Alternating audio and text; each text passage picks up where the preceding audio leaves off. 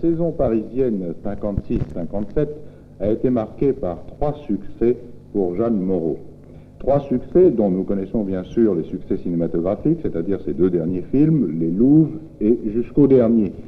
Mais nous sommes curieux, je crois pouvoir le dire, d'entendre Jeanne Moreau nous parler plus précisément de son succès au théâtre dans sa création qu'elle a faite dans la pièce de Tennessee Williams, La chatte sur un toit brûlant. Jeanne Moreau, voulez-vous nous dire ce que vous pensez de votre rôle, de cette pièce un peu démesurée, un peu insolite, et peut-être du style de Tennessee Williams en général? Eh bien, j'en ai pensé plusieurs choses de cette pièce. D'abord, j'en ai pensé du mal puisque je l'ai refusée. Ah. Deuxièmement, je ne l'ai vue vraiment qu'à travers le metteur en scène, puisque c'est une rencontre avec Peter Brook qui a décidé de mon accord. Et c'est grâce à lui que j'ai accepté de jouer cette pièce et que j'ai compris quel intérêt elle pouvait avoir et quelle beauté elle possédait. Et c'est pourquoi je l'ai jouée. Mais dites-moi, nous sommes là pour parler de cinéma et pour parler de votre carrière. Alors si vous voulez, je vais vous proposer quelque chose. Comme nous avons parlé beaucoup du présent, nous allons y rester dans le présent. Très bien. Et puis ensuite, on va s'amuser à remonter dans le temps. Vous voulez bien? Oui, c'est un peu insolite, mais enfin, on suit la ligne de Tennessee Williams, très modestement. Les Louves, parlez-nous des Louves. Ah, les Louves. Eh bien, Les Louves, un film, c'est toujours une rencontre, enfin plusieurs rencontres. D'abord, je n'avais jamais travaillé avec François Perrier, je n'avais jamais travaillé avec Micheline Prel, ni non plus avec Saslavski. J'avais déjà tourné avec Madeleine Robinson. Et puis, j'aimais beaucoup le roman que j'avais lu quelques années auparavant. Le personnage me plaisait, mais ce n'était pas tellement celui-là que je voulais jouer, c'était l'autre. Mais les producteurs n'étaient pas d'accord, ils ont eu raison d'ailleurs parce que Micheline Prel l'a merveilleusement joué, mais le personnage que j'ai joué, le personnage d'Agnès, me plaisait beaucoup. Il était assez court et assez complet, parce qu'il est très rare au cinéma de trouver des personnages qui finissent d'une certaine façon. Là, c'était simple et s'est suicidé, soi-disant. Enfin, elle est morte et il y a un paroxysme, enfin, c'était très bien construit, c'était un personnage très rond. Avant Les Louves, vous aviez tourné Jusqu'au dernier. Oui. Ça reste néanmoins dans la saison 56-57, puisque le film vient de sortir. Enfin, nous commençons déjà à remonter un petit peu dans le passé. Oui. Avec Jusqu'au dernier, est-ce que vous aviez une rencontre aussi?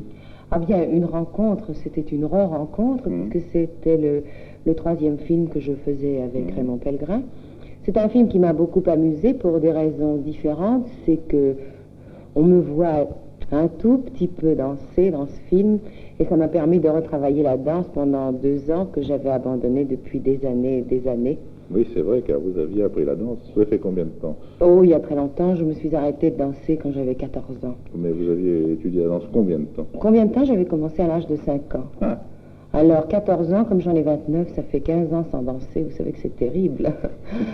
Ça a été un entraînement très difficile, mais très, très amusant. Oui, ça m'a beaucoup plu. Et alors, avant Jusqu'au dernier, là maintenant, nous commençons à nous éloigner un petit peu dans le passé. C'est un passé tout proche, d'ailleurs. J'espère que vous avez une meilleure mémoire que moi. Ah, puis j'ai un petit peu de mémoire, Ah, bon, alors je peux le consulter. Oui. Nous avons Le salaire du péché. Ah oui. Oh, Le salaire du péché, ça a été un merveilleux film. D'abord, c'était avec Danielle Darieux. J'ai toujours eu une très grande admiration pour elle. Et puis, je me suis liée d'amitié avec Jean-Claude Pascal, que je ne connaissais que par ouï-dire. On disait un tas de choses sur lui et j'étais agréablement surprise. Et surtout, j'ai rencontré Denis de la Patelière. Denis de la Patelière, qui est un merveilleux metteur en scène, qui est un homme charmant. Et ce qui est très drôle, c'est que quelques mois après, j'ai rencontré Peter Brook, qui est un metteur en scène de théâtre, qui est anglais, qui est très différent. Mais il y a une très grande analogie entre deux. Ah oui, au point de vue tempérament et au point de vue méthode de travail. Et comme ceci se situe pas tout à fait à la même époque. Non, mais avec quelques mois de différence. C'est intéressant et c'est assez curieux comme coïncidence. Oui. Et alors, avant, vous avez tourné Monsieur Lacaille. Enfin... Oui, j'ai tourné Monsieur Lacaille. Le personnage me plaisait beaucoup. Il était très, très touchant, très désarmé. Je ne sais pas si je l'ai rendu de cette façon-là, mais c'est comme ça que je le voyais.